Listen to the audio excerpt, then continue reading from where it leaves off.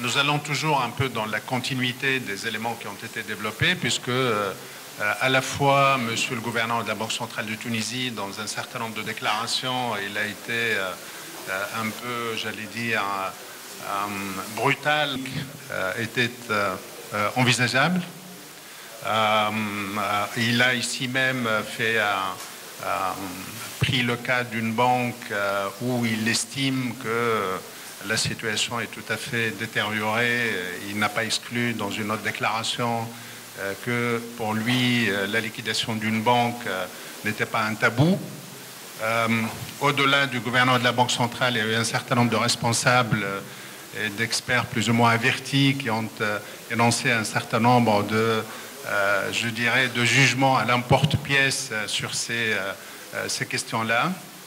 Et je souhaiterais, avec Dhafer Saïdan, qui a beaucoup travaillé, qui est, comme vous le savez tous, enseignant-chercheur à l'ESCEMA, il intervient aussi comme enseignant dans quelques facultés tunisiennes où il encadre un certain nombre de travaux de recherche. Il a beaucoup travaillé sur le système bancaire, il a une vision, j'allais dire, globale. Je sais qu'il travaille sur la restructuration.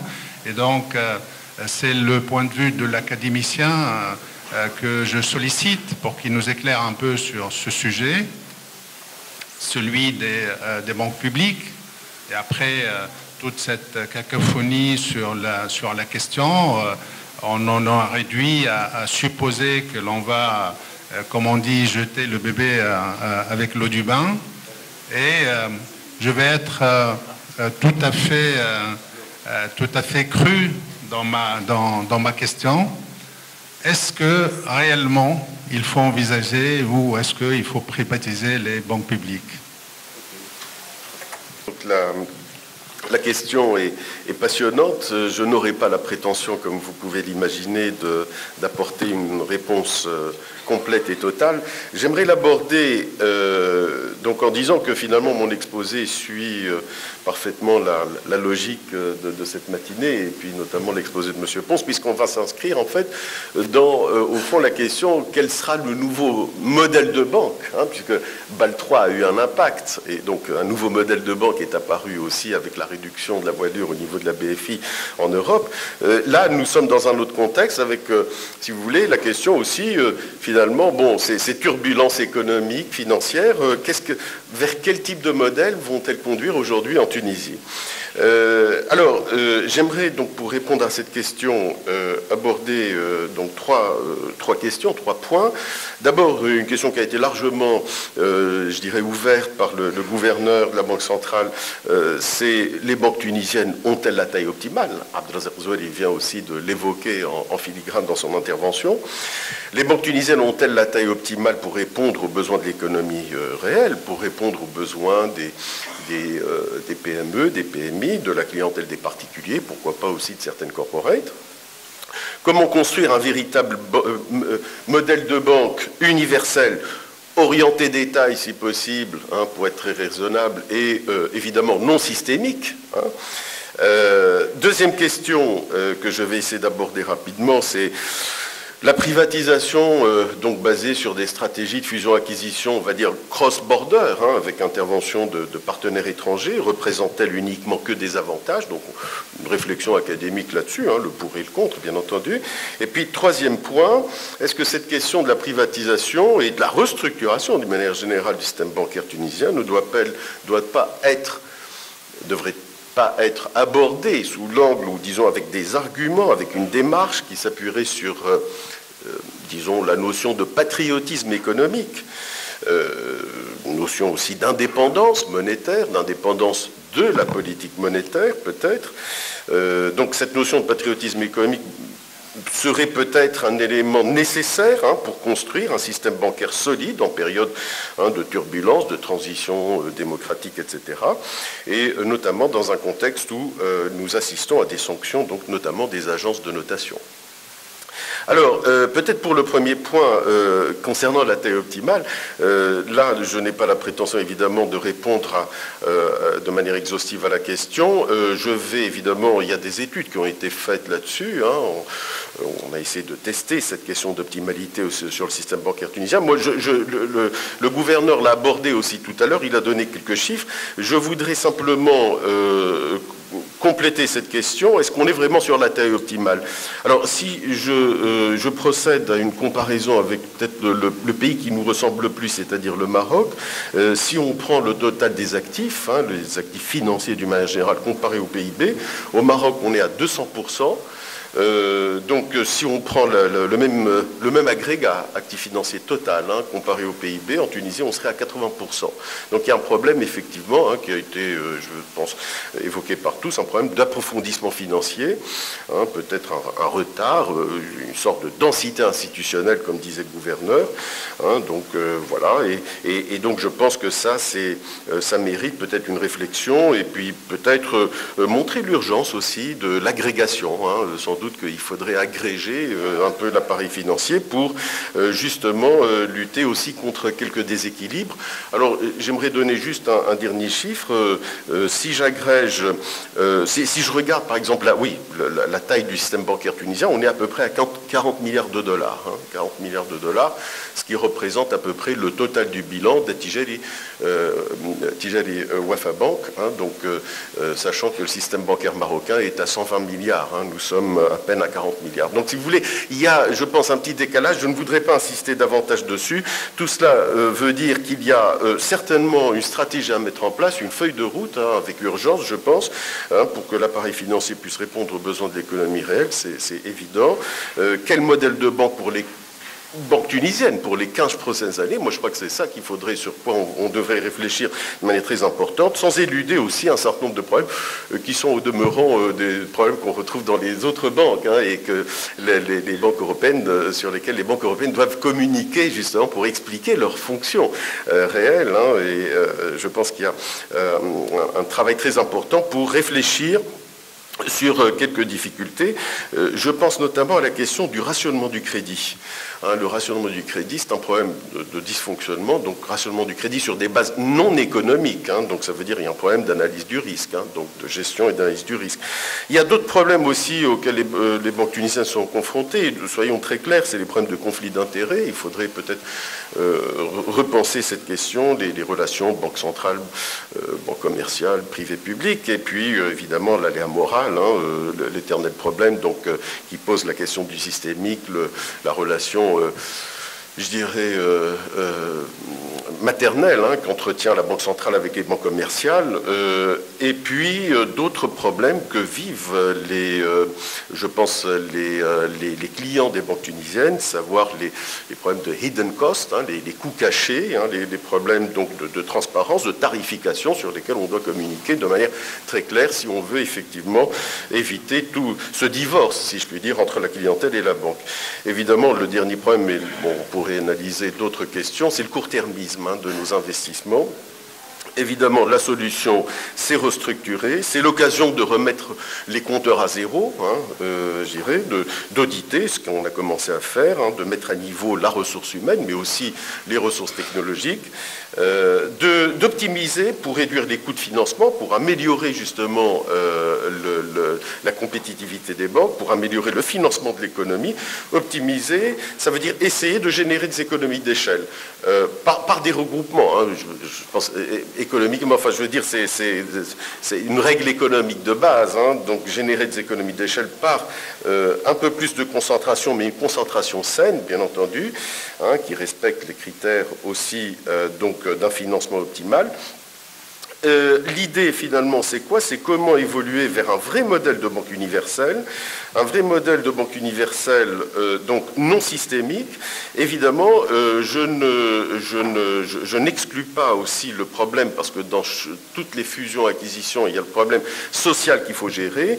Il y a donc un programme social d'accompagnement pour gérer ces restructurations et donc pour gérer la réduction des charges d'exploitation qui est, je pense, une nécessité si on veut veut effectivement assurer un décollage du système. Alors, deuxième question, est-ce qu'on peut privatiser, et la privatisation peut-elle être envisagée avec, donc sous un angle avec des partenaires étrangers? Bon, ce qu'on peut dire, c'est que face aux besoins de la clientèle, des particuliers et entreprises, la Tunisie présente un marché attractif pour les banques étrangères. Hein, l'architecture légale et réglementaire est très favorable à un partenariat avec les banques étrangères. Il y a effectivement des niches très rentables en matière d'ingénierie financière, de montage financier, de gestion de trésorerie, de fusion-acquisition, et je pense qu'un partenaire étranger peut trouver son bonheur en Tunisie avec des banques tunisiennes.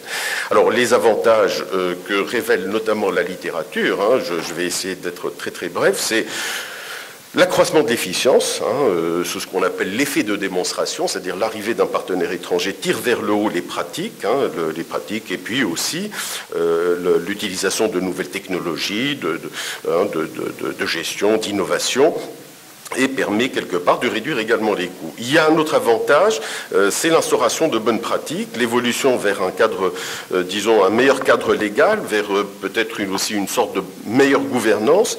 Et donc, certaines études révèlent que l'entrée de banques étrangères améliore la transparence et permet d'assurer quelque part un certain nombre de conditions de stabilité macroéconomique.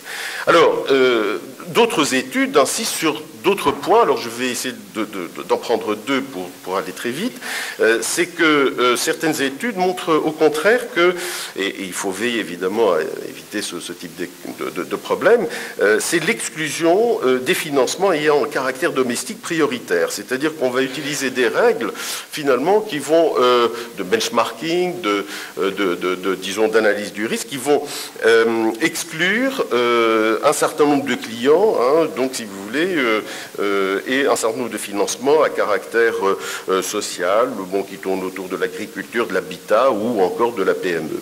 Alors d'autres études montrent que l'entrée de partenaires étrangers peut être, disons, peut présenter une certaine gêne en matière de gestion de politique monétaire, c'est-à-dire les canaux de transmission de la politique monétaire, et notamment le canal du crédit, risquent de s'affaiblir. En d'autres termes, la Banque centrale peut éprouver une certaine gêne, si vous voulez, à établir une politique monétaire efficace, efficiente. Pourquoi? Parce que les banques étrangères, finalement, elles ne sont pas très très à l'écoute de la Banque centrale et plus à l'écoute si vous voulez, de l'actionnariat. Donc, si vous voulez, comment trouver un équilibre entre tout cela sans tomber, notamment dans ce que j'appelle le syndrome roumain, c'est-à-dire dans, si vous voulez, une sorte de dépendance, dans une sorte, si vous voulez, de dépendance donc des banques locales et surtout de la politique monétaire, si vous voulez, vis-à-vis des banques étrangères. Je rappellerai simplement pourquoi syndrome roumain très rapidement, c'est que 75% à 80% à peu près du système bancaire roumain est détenu par des banques étrangères. Et ce qu'on a remarqué, c'est que quand il y a eu la crise donc, de 2006-2007, très rapidement, la résilience, on a senti que la résilience, Moody's l'a mesuré, la résilience des banques roumaines a été un peu affectée. C'est-à-dire que finalement, face à la crise, il y a eu une réaction de repli des banques étrangères vis-à-vis des maisons mères, hein, donc avec un retrait de liquidité. Alors, bon, tout ceci, je pense, mérite d'être réfléchi, et là, ce ne sont que quelques éléments, si vous voulez, que je vous suggère, hein, évidemment, mérite d'être réfléchi pour la construction, l'élaboration d'un système bancaire tunisien qui soit véritablement une réponse aux attentes des populations et notamment des entreprises. Pour finir, je conclurai sur la question du patriotisme économique. Doit-on pas finalement aborder cette question de la restructuration du système bancaire, surtout en période de transition comme ça, disons démocratique, en termes de patriotisme économique pour essayer de construire un système bancaire qui soit véritablement utile et qui réponde finalement à la question de quoi ont besoin les entreprises du pays. Hein, finalement, c'est ça la question centrale, me semble-t-il. Alors, moi, je dirais, bon, pour élaborer cette feuille de route, donc axée sur cette priorité nationale, je dirais d'abord, il faudrait peut-être redéfinir ou réfléchir sur la mission des banques publiques. la mission de la STB. Peut-être faut-il la réorienter vers une banque nationale d'investissement, avec des sortes de succursales, des SDR, des sociétés de développement régional. Peut-être que la BNA devrait se recentrer sur son cœur de métier, hein, qui est le crédit agricole. Peut-être faut-il relancer un certain nombre d'organismes comme la BH, orientés vers l'habitat prioritairement, ou la Banque de solidarité vers la très petite entreprise. Bref, je pense qu'il y a une réflexion déjà sur l'identité, hein, des acteurs qui existent déjà. Bon, cet audit est en marche, bien entendu. Donc, deuxième point qui me paraît intéressant, enfin fondamental, c'est, évidemment, nous en sommes tous conscients, comment mettre en place un système bancaire qui soit moteur de la croissance, notamment au niveau régional. Et qui, évidemment, est inclusif, qui lutte contre l'exclusion sociale. Peut-être que une fusion STB-BH aurait du sens pour construire notamment un champion national qui serait un business model véritablement, si vous voulez, qui permet d'évoluer en tout cas vers cette taille optimale. Troisième préoccupation, c'est comment rattraper les standards internationaux, comment améliorer l'analyse du risque et comment instaurer évidemment une gouvernance bancaire digne de ce nom. Dernier point, moi, qui me paraît fondamental, sur lequel vraiment j'insiste à chaque fois que j'ai l'occasion, c'est si on pouvait éviter la balkanisation de l'espace bancaire maghrébin. Je pense que dans nos cultures communes, il y a, si vous voulez, un certain nombre d'idées, d'opportunités qui pourraient rapprocher, qui pourraient en tout cas permettre une intégration financière qui serait certainement indispensable à un bon climat des affaires. Je pense qu'il y a matière à réfléchir là-dessus et je pense qu'il ne faut pas exclure cette piste. Juste pour finir, j'aimerais peut-être dire la chose suivante, c'est que moi, parfois, je me demande, je réfléchis à haute voix, je me dis, bon, pour la souveraineté du pays, la souveraineté monétaire, c'est un thème très important, hein, parce qu'on parle de banque, évidemment, c'est peut-être une solution à la chinoise, peut-être intéressante, peut-être une opportunité, une solution à la chinoise. C'est-à-dire que les Chinois, finalement, qu'est-ce qu'ils proposent? Ils proposent une ouverture mesurée de leur système bancaire. C'est-à-dire, finalement, sans rentrer dans les détails, c'est une sorte de contrôle bienveillant des autorités publiques. Bon, moi j'ai du mal à comprendre ce qui se passe vraiment en Chine, je n'ai pas la prétention de maîtriser la chose, même si j'y vais régulièrement, mais j'ai l'impression qu'on évolue en Chine vers une sorte de PPP, c'est-à-dire un partenariat public-privé, une sorte d'équilibre naturel, hein, pour les Chinois, justement en matière financière, hein, en matière de système financier. Et ce PPP pourrait être une source d'inspiration peut-être pour l'élaboration d'un système financier tunisien qui soit véritablement utile à l'économie tunisienne. Merci, mesdames et messieurs. Merci. Merci. Donc, finalement, sur la question si, juste, je vérifie ma bonne capital de ces banques, plutôt que pour une privatisation totale, comme cela a été annoncé. Bien entendu, vous citiez l'exemple chinois, et on serait tenté de vous dire qu'on est déjà dans le modèle chinois, puisque comme vous le savez, les autorités sont très présentes et ils font une ouverture sélective, en tout cas, du système. C'est ce qu'ils ont toujours fait et c'est ce qu'ils continuent de faire. Je crois que pour avoir peut-être un témoignage direct d'un des opérateurs qui est dans cette situation-là avec un partenaire stratégique dans son tour de table, c'est Habib El Saad.